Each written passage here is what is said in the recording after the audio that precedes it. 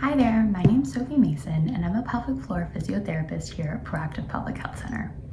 I'm currently taking clients at our East and our West End locations. Today I want to talk to you a little bit about returning to running postpartum. It's such an exciting milestone, but it's important to do so safely and in an orderly fashion in order to protect your body and help with recovery. I want to share some key guidelines to help you with this transition and to help you do this confidently.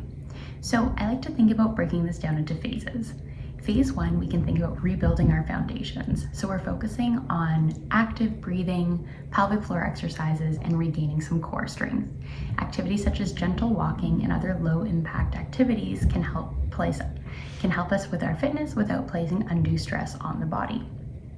Phase 2, we can think about starting to regain some strength and working on our stability. So we're looking at rebuilding core strength and lower extremity strength. Phase 3 is when we can start to implement some low impact plyometrics and some endurance work. So we're going to gradually introduce activities like cycling or maybe the elliptical.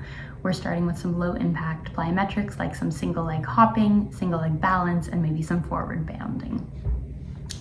For phase 4, we're thinking about returning to running preparation. So we're thinking about adding some more graded walking programs, working more so on single leg strength like hopping and lunging.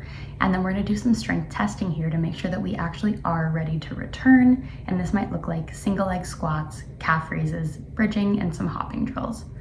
Lastly, we're going to talk about returning to running in a gradual fashion. So starting with a walk to run interval and then increasing appropriately, looking at maybe 10% per week.